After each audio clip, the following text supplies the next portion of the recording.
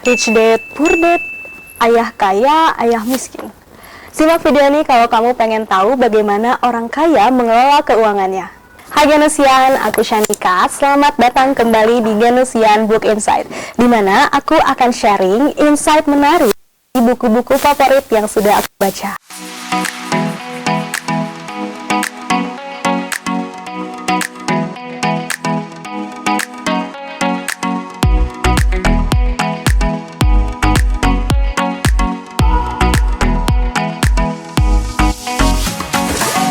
Genusian, pada sadar gak sih ternyata ini ada yang beda loh pada episode kali ini?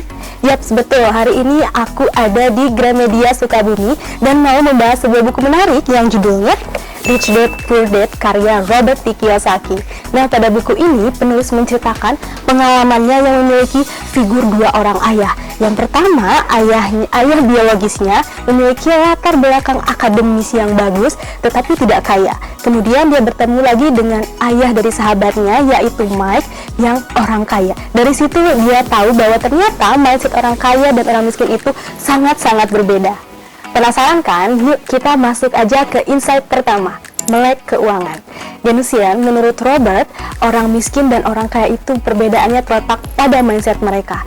Nah, kalau orang miskin, mereka akan takut mengambil resiko, sementara orang kaya akan berpikir bagaimana caranya mengatasi atau memitigasi resiko yang akan terjadi. Hal ini dibuktikan dengan perbedaan dari kedua ayah yang dia miliki. Ayah biologisnya cenderung lebih fokus pada pendidikan formal dan mencari pekerjaan yang aman. Sementara si ayah kaya, dia lebih fokus belajar pendidikan finansial dan belajar tentang investasi serta aset. Dari pengalaman dalam buku ini, kita bisa tahu bahwa ternyata orang miskin bekerja demi uang, sementara orang kaya, uanglah yang harus bekerja untuk mereka. Dalam buku ini pun Robert menjelaskan bahwa ternyata orang kaya membeli aset, sementara orang miskin dan kelas menengah membangun liabilitas dan mengira itu aset. Jadi sebenarnya perbedaan antara aset dan liabilitas itu apa sih? Nah, sekarang kita masuk ke insight kedua, perbedaan aset dan liabilitas. Dalam buku ini secara sederhana bisa dijelaskan bahwa aset akan menghasilkan uang ke dalam kantong kita, sementara liabilitas akan mengeluarkan uang dari kantong kita. Nah, di sini kita bisa lihat diagramnya bahwa ternyata cash flow yang sehat itu akan menghasilkan income, sementara liabilitas akan menghasilkan expense. Contoh sederhananya adalah rumah. Kebanyakan orang menganggap bahwa membeli rumah sama dengan membeli aset, tetapi membeli liabilitas. Ketika kita membeli rumah dengan cicilan dan bunga yang tinggi, dan akan menguras dompet kita dari tahun ke tahun.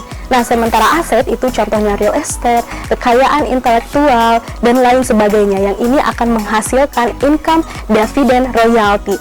Nah, atau bahasa gaulnya kita sering dengar adalah passive income. Oke Genusian, kesimpulannya dalam buku Rich Dad Poor Dad ini, ternyata orang kaya itu bekerja bukan demi uang, tetapi bekerja untuk mendapatkan aset yang bisa memberikan mereka lebih banyak uang.